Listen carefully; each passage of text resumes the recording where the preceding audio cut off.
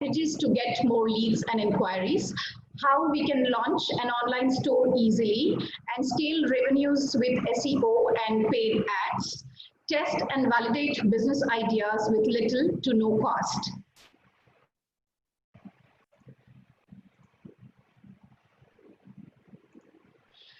Let me also welcome the speaker for today's session, Amit Khetan. Amit has studied at IIM Ahmedabad. After being with Citigroup for some time, he has been working in the internet and e-commerce space for the past 2 decades. He is the founder of After First Media. It's a premier e-commerce and digital marketing agency. Amit also owns and operates several profitable e-commerce portals with, of course, a lot of revenues and customers, outside India and overseas. With these, I welcome Amit to take over and sort of start with the session. Thanks, Piali. Thanks also to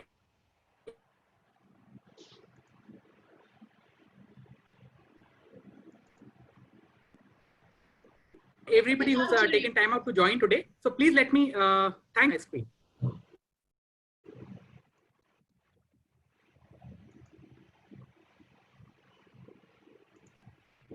Great. I hope my screen is visible to all. Yes. Okay, everybody officially welcome to this session. And before I begin this session, I'd like to take a minute of time to tell a small story. So 10 years back, I tried to learn the guitar. And, I joined a class, and over 10 classes, I mean, the person would have me learn the theory of guitar. So I would draw, that this is not for me because of bleeding, I had calluses and I was not getting anywhere. I'm sorry? Occasionally, we are losing you on the voice. So, yeah. Okay, so let me slow down a bit. So basically, I kind of gave up on the guitar classes because it was very tough, I felt. And I then joined a second class, fortunately, after a while. And in the very first session, in the very first 10 minutes, the guy had me learn simple 3 chords like E minor, C minor, and D minor. And I was able to play the guitar in half an hour of the class. And that kind of gave me motivation to continue learning it. So I think that the way it ties into today's session is that I'd not like to drown you in theory. I'd like to give you actual practical insights on how, you can actually apply what you're learning today itself. So that's what is the goal of the session. And I hope we are able to fulfill that goal. Piali, am I completely audible now? Yes. Great. So I'm starting with the difference between traditional and digital marketing. So here's something interesting. There's this gentleman called John Wanamaker. He lived, 100 years ago, but he's credited with actually making shopping an experience rather than shopping as an activity. So he says half the money I spend on advertising is wasted. The problem is I don't know which half. So, that is the problem with traditional marketing, and it has been a problem, as of 10, 15, 20 years ago as well. And, you just have to go with it. So you have a lot of ways to measure it, but they are essentially statistical models. You cannot exactly figure out where advertising is working when you're doing it the traditional way. So going on the first slide, traditional marketing, primary levers are TV, radio, print media, out of home, the hoardings that we see. Obviously, the benefits are instant credibility. I mean, in India, if you launch a brand in IPL, or in the US, you launch an ad in Super Bowl, you are instantly established. And you reach a large number of people, so that's scalability.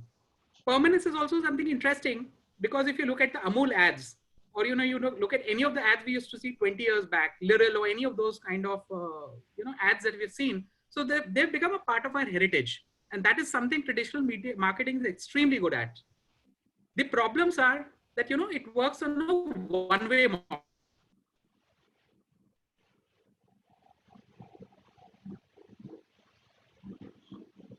It's a one-way communication, and targeting is the issue. So for example, they are subscribed to my mails and you would target those. So that's the kind of targeting you have to do.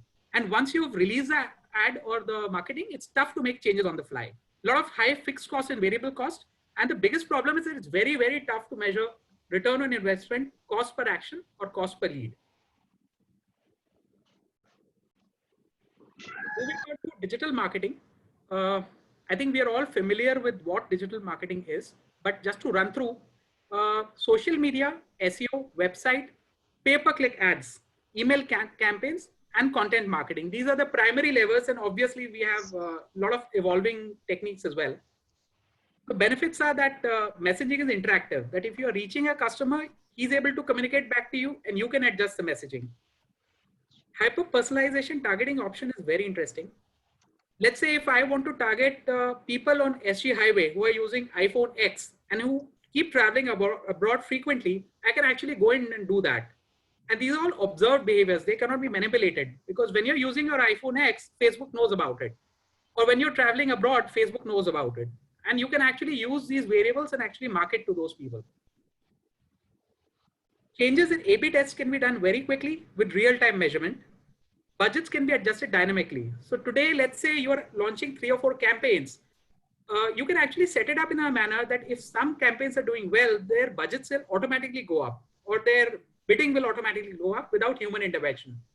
So it's easy to do it when you 3 or 4 campaigns, but imagine a situation where you have 500 campaigns running, in different cities of India. So that's simply not possible for traditional media. Another interesting part is that it is possible to capture details of viewers. So let's say if I get some traffic using Facebook or Google AdWords, I can actually create a bucket of those people and I can keep marketing to that bucket again and again and again. As against people who've seen my ad, I don't know who they are. And to reach them again, I'll have to run the ad again. There are certain drawbacks as well. For example, if you do poor targeting or you see excessive frequency, you open your Facebook, sometimes you'll see ad running again and again, and that annoys you and it turns you off the brand itself. Or you see follow me ads, you visit a website and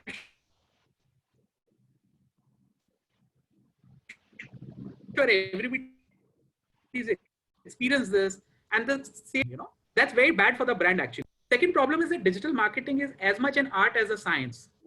So let's say there are a lot of steps, there's a lot of technical minutiae, but ultimately you have to know where to apply and where to stop. The other problem is that Google and Facebook are evolving absolutely on a daily and weekly basis. So let's say what works today, tomorrow when you go and log in, that option itself may not be available. And the last bit is that there are a lot of regulations that are coming in. Something called a CAN-SPAM Act, very funnily named actually. So it's supposed to prevent you from spamming, largely applicable in US. Then there's something called GDPR, which I'm sure that a lot of people have heard about it. Some other recent innovations are CCPA, which is the California Customer Protection Act. And there's something called the ADA, which is coming, which is the Americans with Disabilities Act. So if you have a US presence and your website is not ADA compliant, people have sued people for hundreds of thousands of dollars, and those lawsuits have held. So it's extremely important to know these when you're marketing to international customers. Certain key statistics. Well, I'm sorry, the numbers are not comparable because on the left you've forgotten dollars and the right is billions of Indian rupees. But if you look at the US spends, if you look at traditional media, it's largely flat or it's declining. And the entire growth is driven by essentially digital media. And if you look at the right-hand side, that is the Indian spends, aggregate of $6 billion going to be about $10 billion. So, I mean, it's significantly smaller. But if you see, a lot of ads are shifting towards digital as well. And this data is a couple of years old. So the shift is even more pronounced. And I'm sure COVID would see the shift happening even more. So point to note is that something interesting is that e-commerce, although it's a digital medium, they are going for traditional more than digital, and FMCG are slightly moving towards digital medium. So I think some of it is counterintuitive and definitely a shift is happening. I'd like to spend a minute talking about selling to an audience of one. This is a very interesting concept. So I think there are a lot of business owners here, and you would obviously have segmented your customer base. So maybe SMEs or micro or large customers, or you've done it by verticals. But what is hyper personalization? The goal here is that you should actually drive to a situation where you're able to address each customer at a one-to-one level. And how do you do that? So if you're running let's say if you're in e-commerce,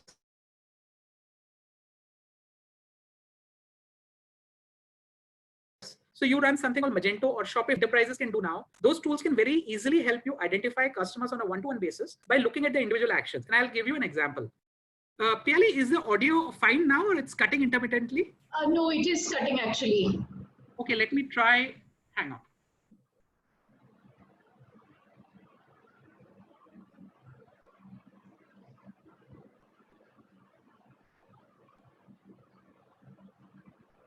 Hello? Yeah, it's better at least. Okay, great. So I'll give an example of how you sell to an audience for one-to-one. So you would have seen Make My Trip, right? If you open the app, you will instantly get, and you're searching for a hotel, let's say in Dehradun. So you'll instantly get an email after half an hour on what are the deals for hotels in Dehradun. So that is essentially this very concept of hyper-personalization, that a machine is looking at your behavior and it's triggering some emails. The other bit is Amazon. Of course, we are familiar that when we are logging into the homepage of Amazon, I mean, the personalization happens there and then. Same thing for Netflix. I'd like to spend a little bit of time talking about this Target example. It's very interesting. So in Minnesota in 2012, an angry father marched up to a store manager and he said, my daughter is 16-year-old and you sent her an email saying that this 16-year-old, the email was being managed by the parents. So the manager kind of bumped it upstairs, and ultimately they found that the father found that the daughter was actually pregnant. And how they were able to figure it out is that when she was looking on Target on certain things like zinc supplements, or she was looking at some, baby food or something like that. So they have 25 items which actually help them predict that a person is pregnant or not on a visitor to visitor level. So that kind of action took Target's revenues from 40 billion to 60 billion. So that is the power of hyper personalization. So all that is fine. Now I'm sure you're thinking that this is all fine for Target. What do I do in my business? So I've mentioned something called Adobe Sensei upstairs. So if you look at something called Magento 2, so it is going to come integrated with Adobe Sensei, wherein you can actually use this on your own store, even if you're a small store owner. Same thing happens for Shopify. You can use Recolize or Personalize, and they take care of all this for you. You don't have to do anything. There are certain popular creators like Opt-in Monsters as well. So when you deploy it on your site, I mean, you are able to identify customers based on what they are requesting on your site. And there is something called Facebook Pixels. So let's say if you're selling 5 things on your store, you've got 5 categories. You can set up Facebook Pixels in such a manner that if somebody is looking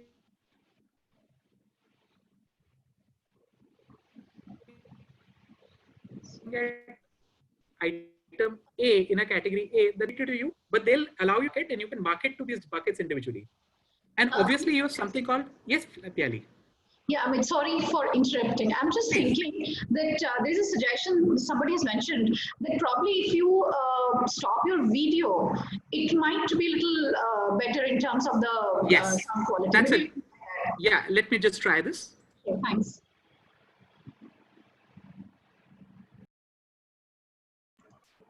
So basically, we use marketing automation to build email segments using ActiveCampaign. So ActiveCampaign is a tool. And I've given a list of all the tools at the end of the presentation, so you don't need to worry about the links. So once you do that and you put somebody in ActiveCampaign, then the system automatically tracks that when a person, mail 1 is sent, if you open the mail, then a second mail is triggered automatically. And therefore, an entire journey is built.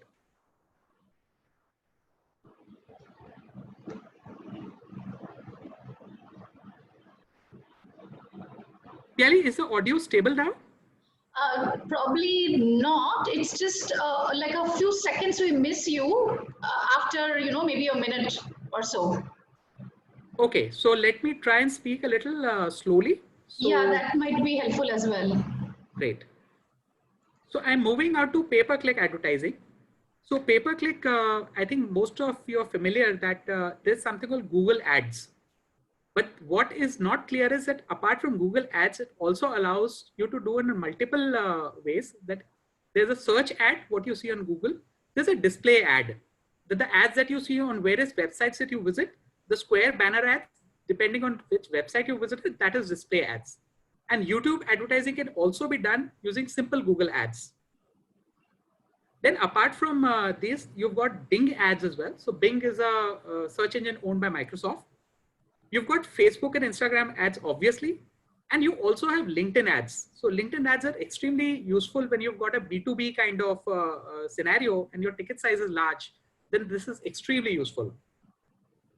The benefit of pay-per-click is obviously you can get results in a matter of hours. So if you start something today, I mean, you can get your first customer today. So that's very, very uplifting. Goes back to the guitar example. And budget can be as low as a few hundred rupees. So you don't need a very fancy budget to get started. You get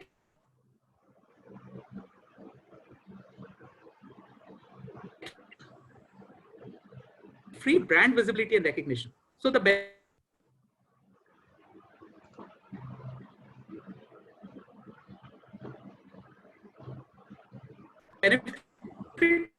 here priceless.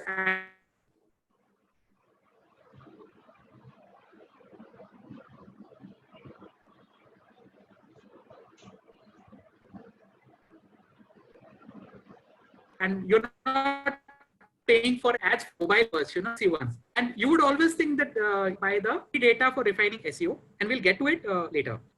Now, the last bit is extremely interesting, that you can spy on your competitors and uncover strategies. So I'm not sure how many people have actually tried this, but there's something called a Facebook ad library, and you can just Google this.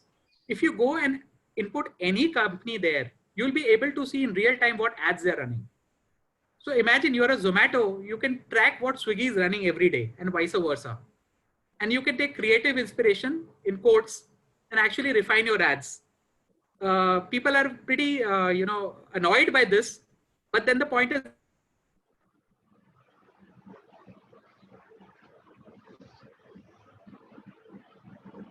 it is very useful if you are doing a little bit of guerrilla marketing, which give you the same thing. So to country levels. So you cannot really track what a competitor is running in UK and US, but with these tools, you can actually kind of see the entire creative, how much they're spending.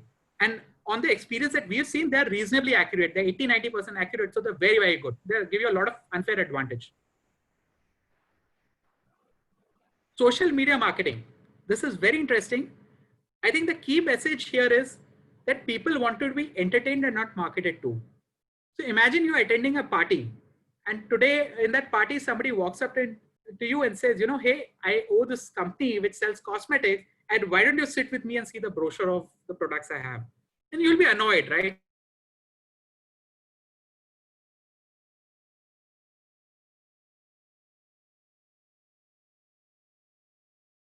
You will be looking for a way to exit this person. Where I expect to be marketed to. You expect to try certain products. So that's the exact difference between marketing on Facebook versus marketing on Google. So you need to entertain people. So, you know, in the same earlier example, let's say the person says that, hey, you know, your smoky eyes are looking great. And what product have you used? And by the way, I also sell, these cosmetic products. So that person is very likely to connect to you rather than you are being blatant about your products. The benefits obviously are that both free and paid traffic is available, and very specific targeting.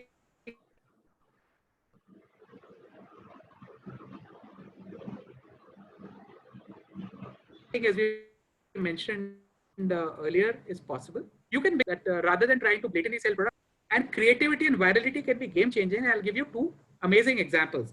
First is something called a Will It Blend campaign. Now, I'm not sure if you've ever come across Will It Blend. This campaign has been going on for 15 years or so. So there's a company called Blendtec in the US. They sell very high ticket blenders, like $400, $500. So how do you market blenders on Facebook or Instagram or whatever? So these guys started, the CEO of the company actually started putting videos where he blends weird stuff using his blenders. So on one of the videos, he took 500 cubic zirconium diamonds and he actually blended those diamonds in his blender. He took an iPad and he blended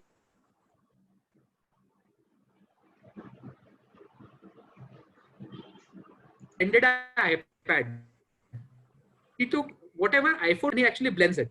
So his videos and the sales of his company has changed as a result of this. So the point is that if you're entertaining people, you don't need to sell your product will sell itself. The other bit is this Amy Morin. So you can Google this lady. So basically her mother died And then 3 years later, her husband died and she remarried, she rebuilt her life.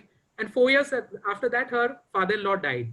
So she was so traumatized that she put a 600-word article called what 13 people, 13 things that mentally strong people don't do. And it was written from the heart. There was no marketing behind it. And suddenly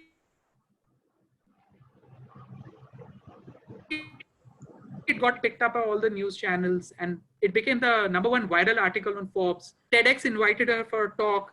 She came on all the major Good Morning America kind of shows.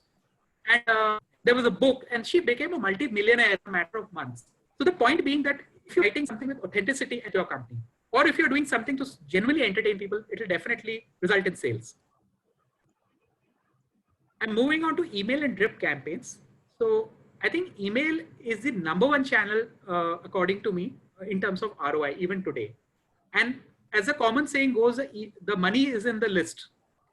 So a lot of companies that we talk to, what they're doing is that they're typically either sending newsletters or they're saying Happy Diwali or Happy Holi kind of messages. What a better way to do it would be to segment your actual list. So there's something called a buyer persona that you actually look at your customers and you try and fit them in buckets. That what does your average customer look like? And then you segment your list. The other problem is that people use Outlook to manually send emails to the entire list, which is a problem. So you use something called MailChimp and ActiveCampaign, and MailChimp is free for up to 2,000 users. And you use marketing automation. So if you put somebody in MailChimp, they will automatically get a mail. If they open that mail, they'll get a second mail after a couple of days. If they don't open the mail, they'll get a different kind of email. So once you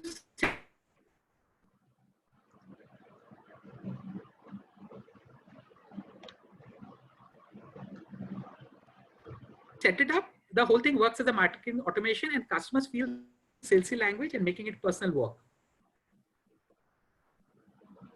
Now, how do you grow your list?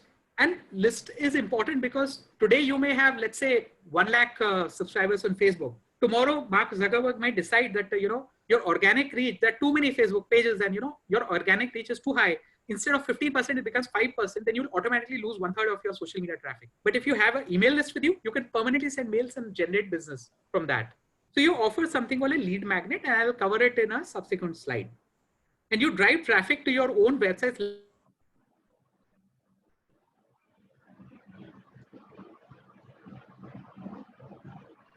landing pages via Google and Facebook ads. Yali? Yes, hello. Sir. Yes, Amit. Broadly, is audio okay? No, we are missing you, the way we were right from the beginning. Okay. Yeah. So how many more slides are there? I don't know. I'm just thinking how we could improve the quality. Yeah, I have only some 7 or 8 slides to go. Okay. So I'm on a... Okay. So it could be the internet, I think, what's making it probably, hello? Yes. Oh, okay. So yeah, there is a bit of, loss of voice, I think almost in every slide. Okay, so let me slow down a bit more.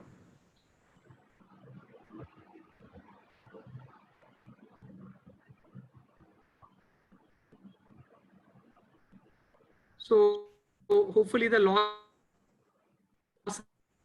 is less. And by any chance, would it be still okay if at all, we... I'm moving on. Presentation for 5-10 minutes? Content marketing, traditionally people believe that it is just blogging, whereas content marketing is not blogging at all. I mean, you've got videos, infographic, white papers, case studies, for B2B kind of clients. So yeah, let's probably try for 5 minutes and see, Amit, if without the presentation,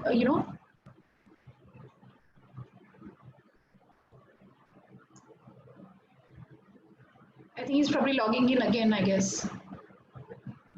Sorry, let us give him probably a minute's time to come back.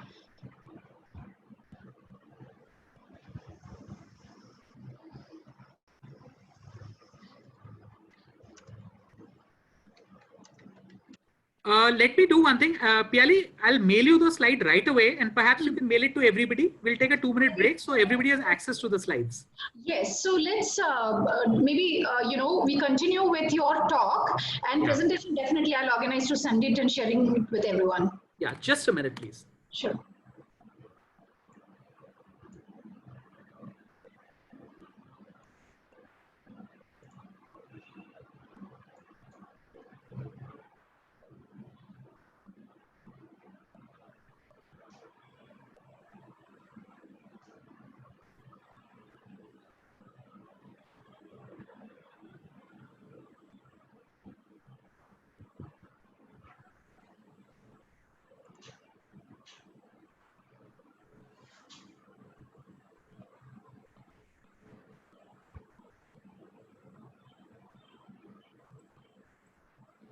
Yeah, I've just sent it on your Thai address. Sure, I'll do that.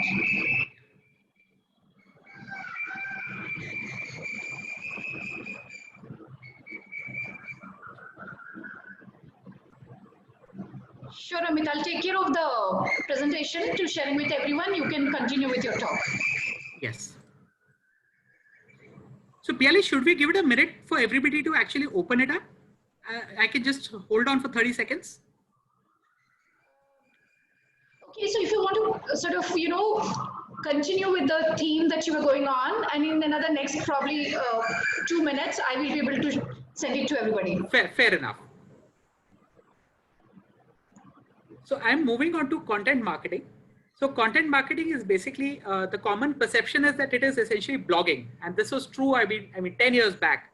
But I mean, there's so much dimension to it that content marketing has probably become the #1 way to market your company. And the key levers are videos or infographics, white papers, case studies, ebooks, and podcasts. So ebooks, when you're talking about, suppose you want to position yourself as an expert in any field, there's something called a Kindle Direct Publishing Program. You can actually go and publish your book on Kindle. You don't need a traditional book publisher, and your book can be up in 10 days or so. And you can people can buy it and read it and first look at you as the expert. And white paper and case studies are obviously very crucial for B2B companies. Now, what are the key benefits? So suppose coming back to the example of Will It Blend, they created a video something like in 2007, and they're still getting traffic from it today. And people are still looking at Blendtech. There are companies that go out of business, but their videos live on and their brand is important. Or if you look at the Liral ad that was created some 25, 30 years ago, even today that ad kind of gives traffic and visibility for the brand. So that's really key. And that is actually a kind of a very early example of a content marketing if you look at it. So it does build, it may be an ad, but obviously the focus is not on the soap, the focus is on something very different. So obviously it builds credibility and it educates current and potential customers. Now, content marketing is extremely important when you're a B2B business and where ticket size is extremely high. How do you create useful content for business? Now, coming back to the buyer persona, as I mentioned earlier, you have to actually look at what your ideal customer looks like and identify their key pain points. And then you have to look at how your company fits in the equation of helping their pain points. There's something called a skyscraper technique to write content that performs. And I'll just cover this in a minute. So basically there is something called a Google penalty. So, our company works in that field and there are lots of guides on how to resolve a Google penalty. So, we were working with a site in 2012 and I looked at all the possible Google guides on how to remove a Google penalty. And I decided that I'll make something that is 30% better than the best guide available. So I created a guide like that and I shared it. And there's a person called John Mueller. So he's very senior in Google. He's a webmaster trend analyst, but he's the chief spokesman for Google towards the webmaster community. So he actually shared it on his own page that this is the way you do a Google penalty removal. And that share in 2012 is still giving me benefit and visibility and traffic even today. So the skyscraper technique is nothing but if you're writing on something, you look at the very best content that's available and then you try to write something that is 25-30% better. So you actually create a skyscraper on it and that will definitely get you traffic. The last bit is that you create a content calendar to stay consistent. So you create a simple calendar, need not be anything fancy, but then you have to stick to it. Piali, what is the audio situation now? It's actually much better. Much better, great. Yes, and I hope... I've not received your presentation yet. So whenever you get the opportunity, you can send me and... let me share it again. Maybe. Let me send it to you on your Gmail address as well. Give me a minute, please. Oh, okay.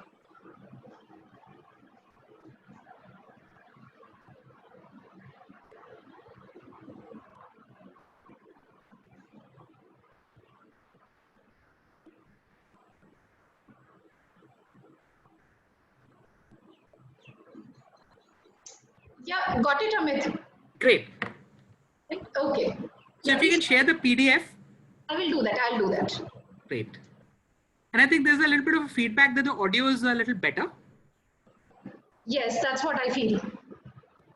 Great. And it is just in time because the next segment is actually really important. And this is what, these are my C minor, E minor, and D minor, as I mentioned, that these are the things that you can implement today itself and actually see results. So that's what I had promised in the write-up of this. And let's try and see if I can deliver on this.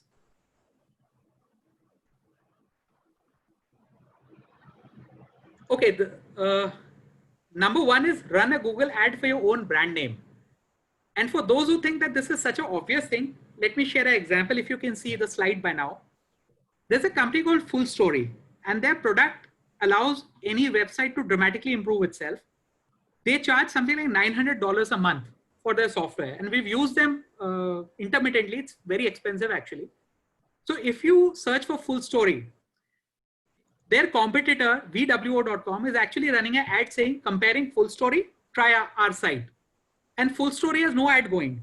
So imagine that VWO has actually poached their traffic, and they've clearly mentioned that our software is $170 a month. This ad, so I was very happy with Full Story, but when I saw this ad, I said, wow, it's so cheap. Why don't I go and actually use this? Now, the same thing is happening for your business. Because if your business is popular and you've got customers in UK and US, you may be searching for your brand in Ahmedabad, but the ad will not show in Ahmedabad. The ad will show in UK and US where your customers are. And a lot of these people may be stealing your relevant qualified lead because this is a hot traffic. These are people who are searching for your brand. So you can imagine the damage that's happening. So what you first need to do is you use a VPN if you're familiar with a VPN, or you can ask somebody in UK, US, they can search for your brand and send you a screenshot of what is displayed on Google.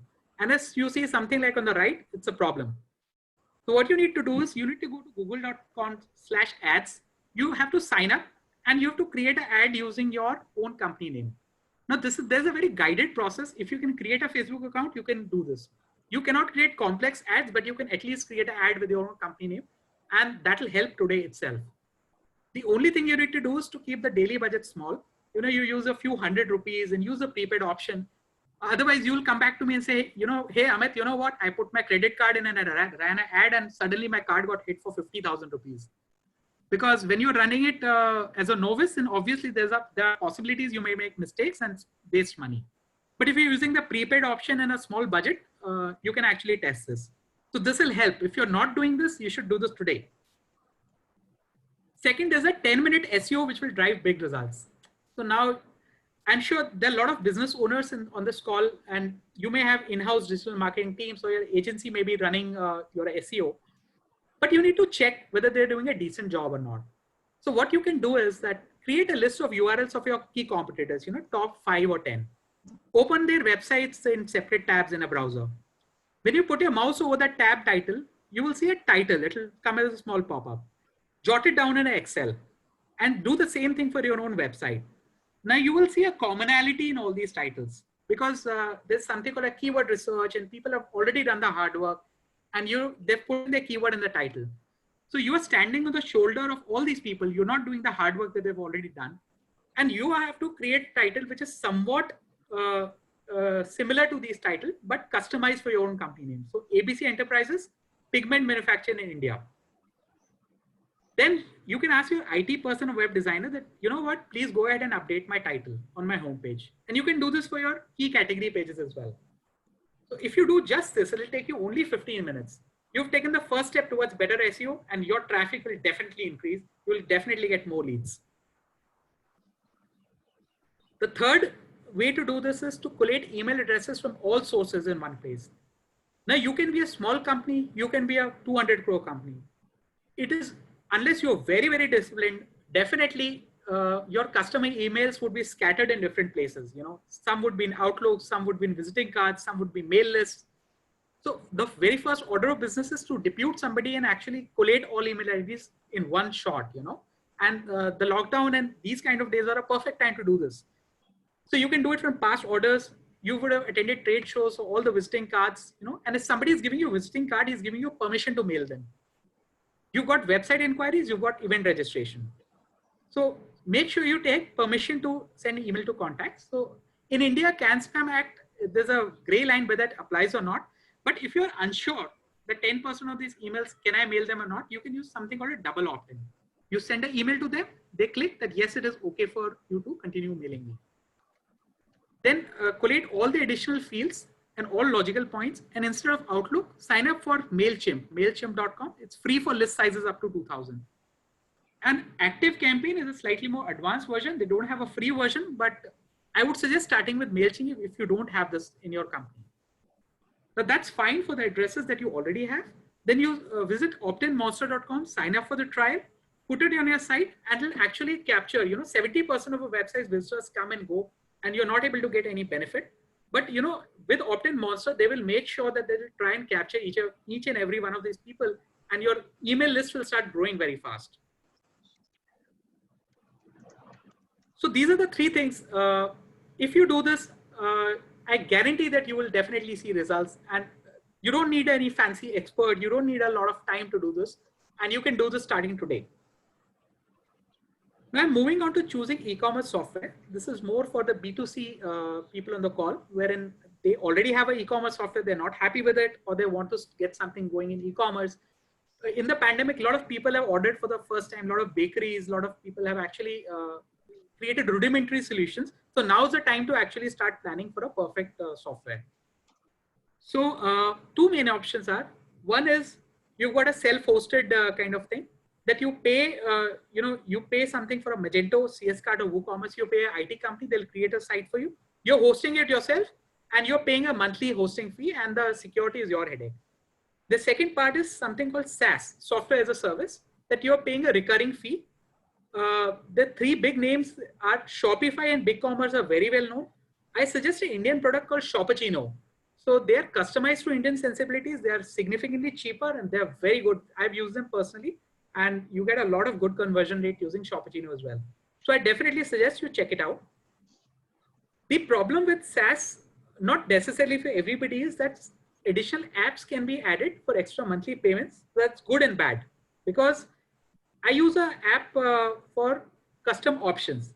Now, when I'm using it on my Magento store, I have to pay $150 once. And you know, that app is for me forever and I can keep using it in perpetuity. That same company is selling the same app on Shopify for $150 a month recurring. The functionality is largely the same, but you are paying every month. And imagine if you're on Shopify, if you add 10 functionality, you will be paying for 10 functionality every month in perpetuity. So if you have a simple store, then Shopify, BigCommerce, Shopachino are great options. And Shopachino, as I mentioned, it's customized as well. So it is a middle of the road solution. But otherwise, if you have a very complex store, if you like a lot of features, then you have to go for Magento, CS-Cart or WooCommerce.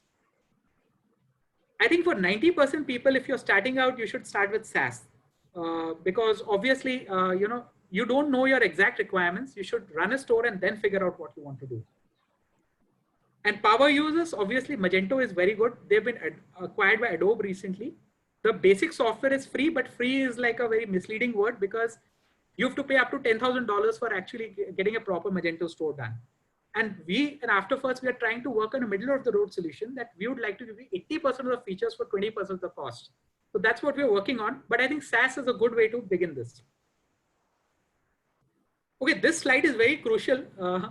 I've already collated free ad credits worth 10,000. Now, some of the people on this call may actually already have their ad accounts up and running. but others may not have ads on all 4 platforms that I mentioned here. So if you go to Google Ads, there's something called Google My Business Listing, business.google.com. If you visit that, you sign up, you will see a Google ad coupon for 2,000 to 2,500 rupees. And you can try that brand name of your own company using this. So it will not even cost you. LinkedIn, I've given you actual direct link. If you click on this, you'll be able to sign up an account and get 2,500 rupees of free credit. Now, Facebook is interesting. Facebook is so popular, they don't give you free credits. But the hack that I utilize is, go to your company page and try and boost a post. But, you leave it midway. Now, Facebook will get, the algorithm will get a little annoyed, after 2-3 days that, hey, you know what, this guy's trying to run an ad, but he gave up. So in many times, they will actually go ahead and give you a pop-up saying that, you know what, Amit, you were trying to run an ad, you were trying to sign up. Why don't you take this free credit and get going? So, it's a little bit of an art to do this, but it's very interesting if you're able to get that credit. And Bing Ads, again, you get a 3,000 rupee credit. You can use a straight link and you can get this with a new account. So that brings me to the end of this presentation, and obviously questions, if any, and I'm sorry about the audio situation in the beginning. So if you have any questions, we can take it up now. And I hope you've got the presentation by now. Yes, Amit, I'll send it to everyone.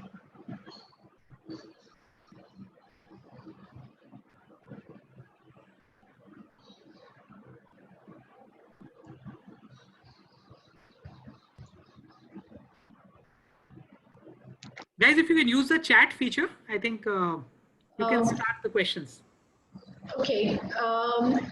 There was one question which was there a little earlier. I will take that question up. Just give me 1 second. And I'll request everyone, if you have any questions, you can put down on the chat as well. Amit, just 1 second. Yes.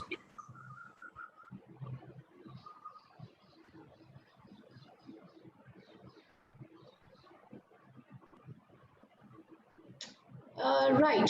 So Devin had asked a question and he requested to elaborate on the point of what storytelling means and how to create stories.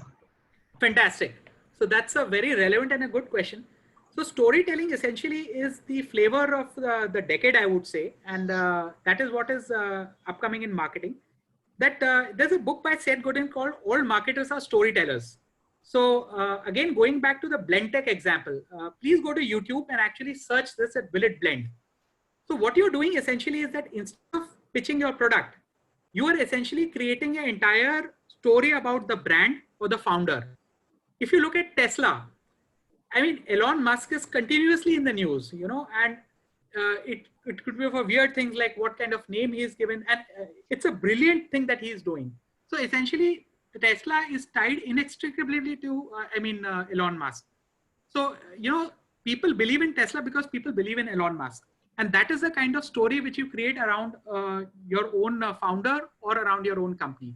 Or if you look at Virgin as a company, Richard Branson, people identified due to Richard Branson creating, there was this interesting thing wherein he had said that I will be an air hostess, if I lose a bet, and he had actually dressed up as an air hostess, and you can look it up as a video.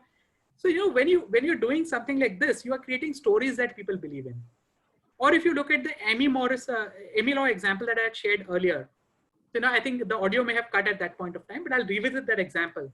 That this lady had seen so much of tragedy in her life that she actually, from her heart, she wrote 13 things mentally strong people don't do.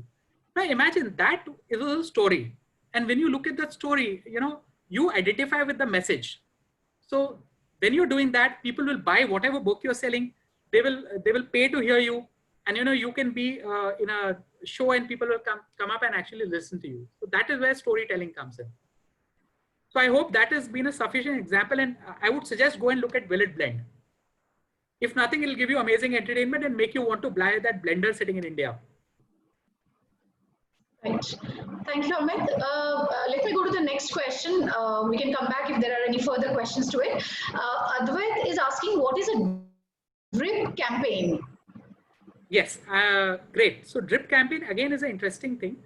That the traditional way that Indian companies send emails that they'll create a list of 500 or 1,000 people, and they'll have somebody sitting on Outlook and they're sending them the same message again and again.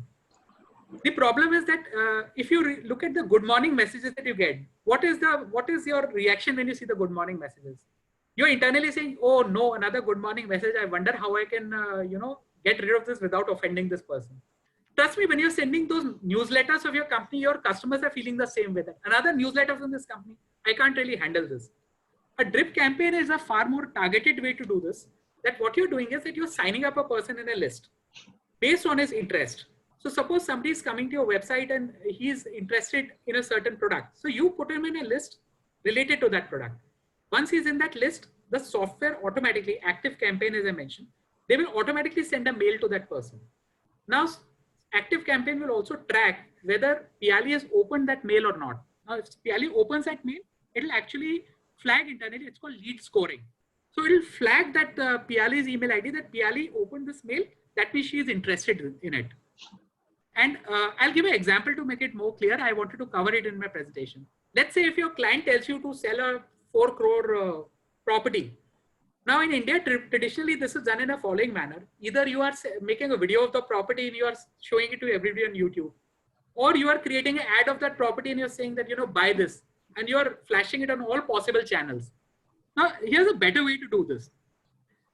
You put a message on Facebook saying, how do you buy a 4 crore property with 1 lakh of down payment? And Maruti and Hyundai and Tata are doing exactly this. They're telling you right now, if you look at the messaging that they're doing it, how do you buy a car with no down payment, no EMIs, and 5,000 rupee of EMI or 2,000 rupee of EMI? What you do is that if somebody clicks on that ad, you make them fill a very small form. It happens on Facebook. It need not be a complicated form. That email automatically gets populated in MailChimp. And you show him that, okay, it's possible to actually buy a 4 crore property by spending only 1 lakh rupees. And, how do you do that? Now, the system will send a mail that, hey, Piali, you got this email and hope you enjoy the content. Here's a video of our property. Now, if Piali looks at that video, then after that, they will show another video that, these are the happy home buyers who've already bought this and they're enjoying in their pool in that property. If Piali doesn't open it, then the mail will go that, what, only this week we are running a special showing you this property. Why don't you come and actually have a look? So based on the behavior of Piali on that particular email chain, the chain keeps going. And the chain can be very complicated. You can set it up into 20 different mailers sent over 3 weeks of time. Now, if you're doing this, it's like dating, right? You're not asking somebody to marry you on the first meeting. You're asking somebody for coffee and you're trying to figure out whether the person says yes or no. So, you're taking action based on that. So online selling is very much like that. And this is how it's done in the West. Unfortunately, in India, because the market is so small, people do it in a crude manner with crude results. So this is basically drip marketing. And I would suggest you to Google this. I can talk about this for 2 hours, but it would go beyond the mandate of this webinar. But thank you for this question. It allowed me to give this example. So Amit, thanks. I'm moving to the next question from Perry. I think you had touched upon this topic a little bit. He says that I am starting a FB campaign in US. Is there anything particular that he needs to be careful about? What is the vertical or what is the, I think the question doesn't mention what is the yeah, the business is not mentioned, no. No worries. I think if I answer in a general manner, US audiences essentially, you need to first of all take care of the compliances very strongly. As I mentioned, there's something called Americans with Disabilities Act. So if you have an actual presence in the US, you need to make sure that your website is ADA compliant. If you're doing that campaign to customers in California, or your ad is likely to reach people in California, you have to make sure that CCPA is complied with. So these are from the compliances part. Now on the success part of the equation, you have to test essentially, without a context of the business or without context of the objectives, it's tough to answer the question, and how best to proceed. But in general, what we've seen is that people in US expect a lot of things which we cannot expect in India, like for example, free returns, or good customer service or good communication, professional communication. So that is very important, I think. So those are the only general things that I can mention. Perhaps you can mail me if you have any specific questions later. Sure, Amit. Yeah, we will probably wait in case he happens to also put it on the chat. There is another question. I'm assuming this is probably referring back to your initial thoughts on, it's from Sudhakar and Nair. What is 50% wasted in in traditional, and now with digital, how much is wasted? I think it's overall. Fantastic, fantastic. If your digital marketing guy doesn't know what he's doing, 100% is wasted. So, but basically the problem with traditional marketing is that, let's say you're running a newspaper campaign, front page, full page, right? How do you know that it is reaching the right people? I mean, you will, so you run this campaign in Ahmedabad and you see a certain sales uplift, but how can you attribute that sales uplift to that campaign necessarily? Because nobody runs a campaign in vacuum, right? You would have all campaigns running simultaneously. So how will you segregate that, this much is the result that I got from this newspaper ad? Or if I have run an IPL campaign and something has gone viral on the internet simultaneous to that, how will you segregate that this much of sale is due to this IPL campaign and this much is due to my viral campaign and this much is due to my ad campaign? I mean, in print media. You've got something called, sure, you may get back to me saying that I've got TRPs and I've got circulation figures. But again, please remember that they are statistical extrapolations.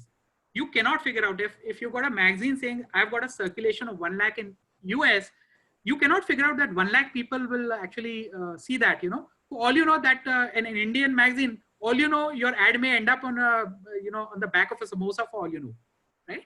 So that is why it is said that 50% is actually wasted.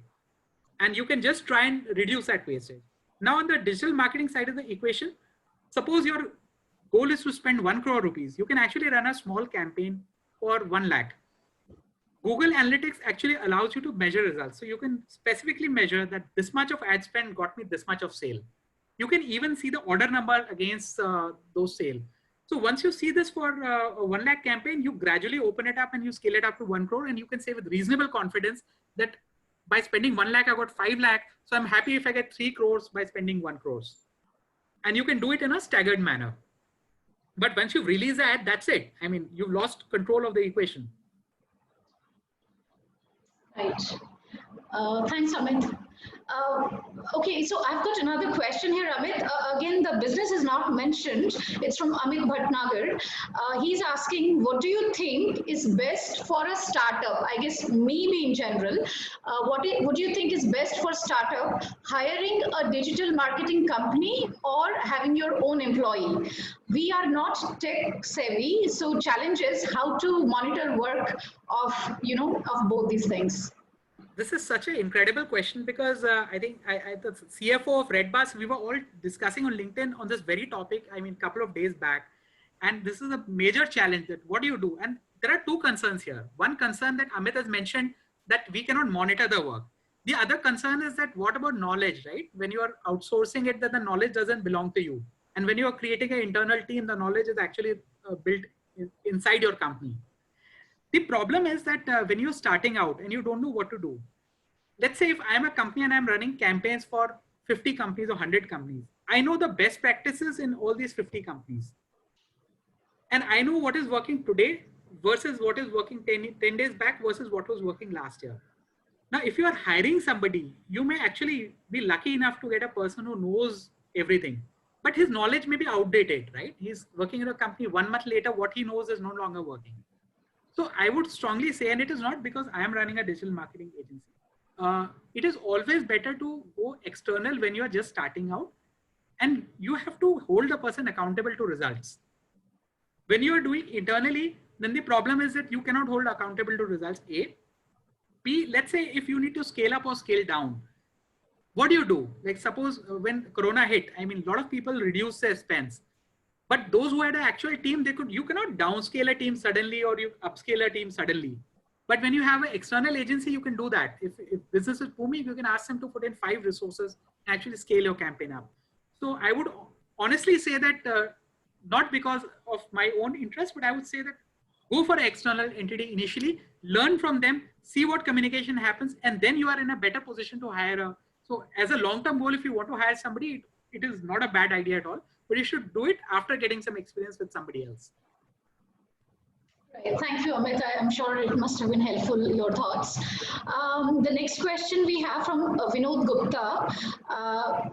he wants to understand, is it okay to pull up email IDs from the sales navigator and then send cold emails to the leads in US and or Canada? And he's also asking, how much should one be worried about the Spam Act? Wow, that's an amazingly relevant question. And I think your question straddles a gray line, absolutely. So definitely you can find answer to this question in both directions all over the place. But I would strongly suggest that use the in-mail feature and it's not exactly scraping, but you're not really sure whether you have the permission to mail these people or not. And I would say that you can use the double opt-in feature, that if you're uploading this to MailChimp, if you do double opt-in, then these people get a mail that is it okay if I email you? And only if they click okay, then your mail is sent. But I understand that it reduces response rate. So I think using in-mail is a better way to do this, I feel. Again, it depends on the scale. Again, you have to be very careful. In US, you can get a penalty of $10,000 per infraction. So if you're incorporated in the US and you have a physical presence, you have to be really careful. And by incorporated, I mean many IT companies in Ahmedabad, what they do to show a US presence, they hire a virtual office there. It's a movement. And then you say that, I am a US based company, whereas all you have there is like a simple, virtual office with a simple phone number and a secretary that's common to 100 people. But by doing that, you're actually opening yourself to be sued in the US as well. So please take that aspect into mind before blindly copying this strategy. Thanks, Amit. I think it was quite important that you shared. So the next question we have is from Dr. Paresh Karia. He's asking that they are in the business of elevators, escalators, project management, tendering third-party inspections and audit services. He's requesting for your inputs on how to reach the real estate companies and utility companies through the digital marketing platforms. Okay, again, a great question. I think, again, it comes back to the question of lead magnet, and I'll just spend half a minute expanding on this. Lead magnet is basically, you are giving some value to somebody who's a target audience. By asking for that lead magnet, the person automatically raises the hand. So the beauty of it is that you're not scraping emails off some random database and trying to mail them and convincing them. That is a cold traffic. And when you're sending to a cold traffic, then people are naturally offended. So the better way to do it is that, so you're trying to sell to real estate developers on elevators and escalator solutions.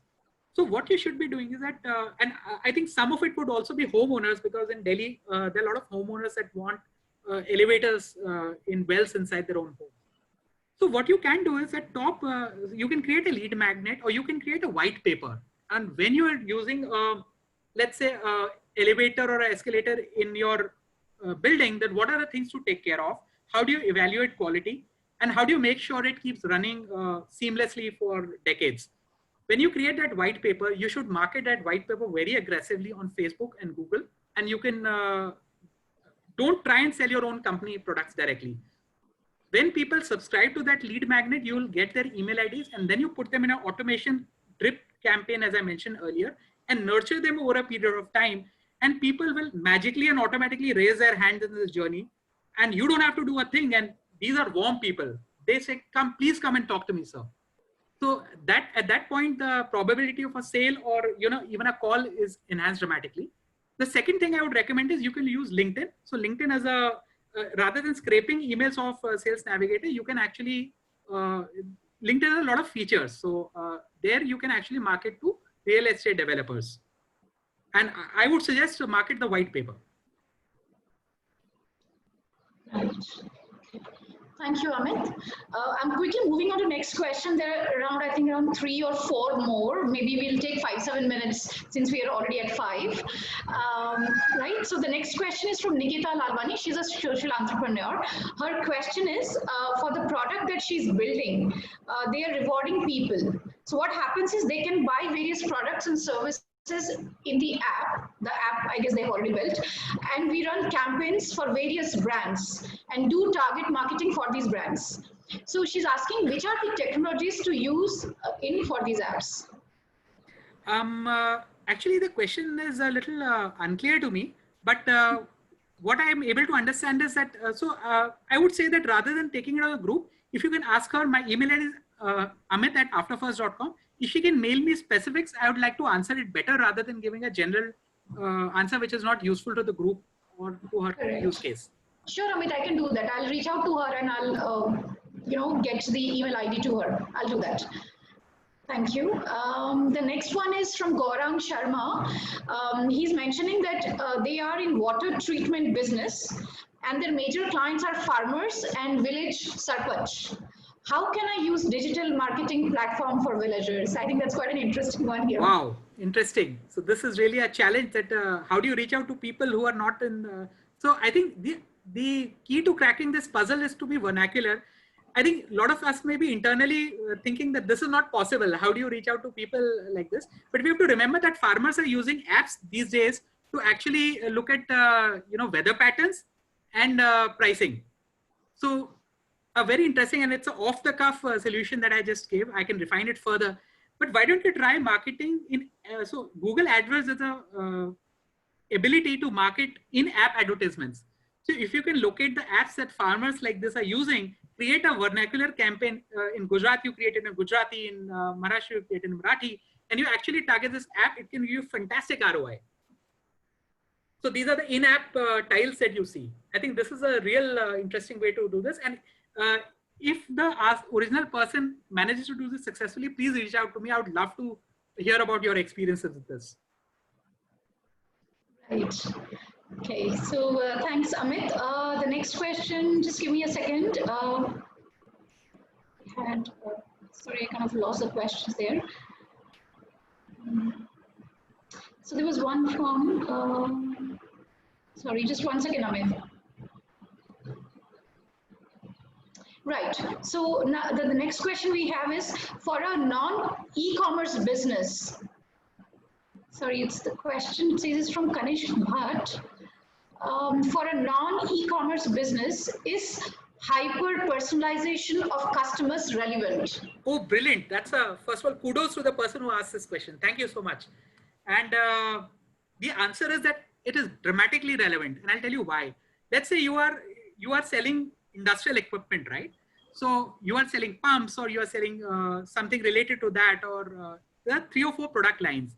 Now, if a website visitor comes to your site, let me tell you that even if you're not logged into Facebook, Facebook tracks each and every action that you do if you've ever logged into Facebook from a browser, right? Now, a lot of people visit your website, but you don't know who these people are, right? You can create a Facebook pixel for each of these verticals.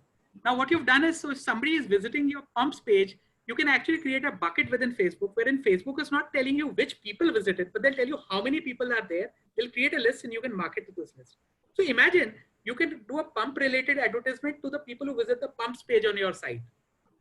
So you're not e-commerce, you're a hardcore B2B business. But then again, your messaging is relevant and only to these people. And again, if somebody is not visiting pumps, visiting a widget, then you can do a widget based campaign to the people who visited a widgets page. So, and you can exclude, so it's a little technical, but in Facebook, you can exclude segments from each other. And therefore your messaging can be very, very hyper personalized to these kind of people. How do you whittle it down further? I'll just take 30 seconds more on this. Now, once you have this segment, you can try and get them to download a white paper on your site. How do you do that? You create a pop-up using Opt-in Monster, as I mentioned. And in my presentation, I've given all links on the last slide, the 21st slide. So please visit these. Out of these 21, 22 tools, I've used 19 tools personally. So this is not just a lottery list. This is a recommendation based on personal experiences. So now once they download your white paper, they've already raised a hand. So your job is already done. So they've said, yeah, I'm interested in pumps. Please send me information. So this is how you do it. So it is very relevant for B2B. And your ROI will go up like 3 or 4 times. Right. So, I mean, there is one more question, just maybe back again to an agri-tech. So Mansi Kulkarni, she's asking about digital marketing approach for agri-tech business. Again, I can give a generic answer, but if her concerns, if she can reach out later, I would love to address in better detail rather than giving a generic answer, which is not applicable for. This seems to be more of the general approach, probably looks like she's asked, nothing more is given. Yeah, because is it about increasing ROI? Is it about increasing reach, or what are your marketing objectives? So unless you know that, it is tough to give a applicable answer.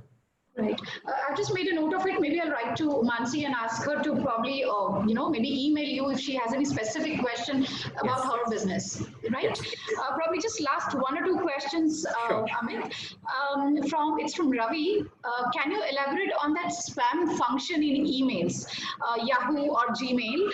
Is it if some user press spam for some mail, Yahoo or Gmail, it starts sending mails from that mail ID to spam folder directly? Okay, this question is very important actually, because the problem is that as marketers using email, this is what we fight against on a daily basis. So to answer that question first, if Ravi hits spam on a certain marketing message, for Ravi that mail will go to spam always, but it doesn't work like that for everybody.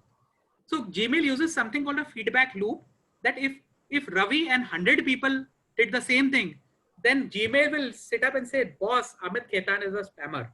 So henceforth, whatever campaigns I send, they will all go in spam for everybody.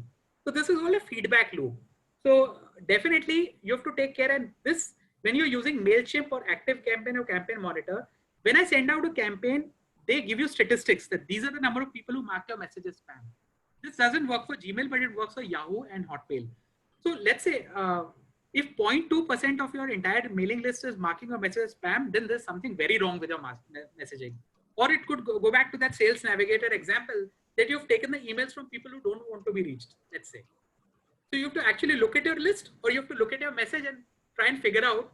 Otherwise, whatever mails you send, even generic, even if you send a thank you mail or you're sending an order invoice, that also will start going to spam. So very crucial to look at this. So, Amit, we probably, if you want to take 1 minute or 2 minutes, I'm taking one question which has come up twice from Hiya Soni.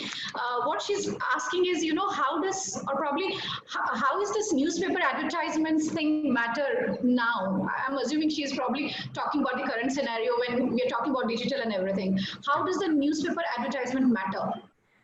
Actually, it is just because I'm in digital marketing doesn't mean that I don't have respect for traditional. I think both the fields have to work in parallel. And if you look at that example of digital on one of the slides I shared, that e-commerce companies are spending more on traditional rather than digital. That is telling in itself. Like if you go to Gurgaon and if you go to the hip and happening places, you will see that even dating apps have huge hoardings, and dating apps also, which are purely online, they will also be having offline advertising in newspapers. The key strategy here is to you reach a large number of people through newspaper and TV, try and drive that traffic to your website, and then quickly capture the email address. That is a really smart thing to do. Because the problem with digital marketing is that sometimes you run out of scale very fast. That you've created an ad, you've shown it to people, and now what? So the beauty is that you reach crores of people. So if a Shaadi.com is advertising, they will essentially do a TV ad or a newspaper ad, get people on their website, try and pull their email address through a lead magnet or through Facebook pixeling, and then you keep marketing to that list permanently. So that's how you use both in parallel. So yes, to answer that question, newspaper ad is still very critical. Correct. Sort of complementing each other. Right. Okay. So, Amit, there was this last question from Rajesh from Nagpur, but I think I'm going to request him to send you the email directly because he has a question which is very specific to his business, and I think you might need a little more information to be able to probably help him, more effectively. So, I'll reach out to Rajesh probably through an email, and he can write to you. Right. So I think we've already taken probably 10 more minutes. So I'll request everyone that if you have any other questions, Amit's email ID is there in his presentation on the last slide, right? Yeah. Yes, great. So you can write to him directly, or me. I'm part of TIE. Amit is a member with TIE Ahmedabad as well. Even if you reach out to me, I should be able to then direct it to Amit. So I thank everyone for your, for all the interactions and actually asking very, very insightful questions. Yes. Amit, thank you very much. Your presentation was absolutely precise and crisp. Thank you so much, Piali. Sound quality we had to. Wasn't really in anyone's control, but thank you very much for the presentation and for all the insights that you shared with us. Thank you, and thank you for such wonderful questions. Before we close, I think they I think what we missed in the audio part was covered in the questions again. So I think because I am privy to both the discussions, so that was very useful. Thank you so much. Correct. Lovely. Thank you everyone for your time today, and have a good evening. Thank you. Thanks. Bye-bye.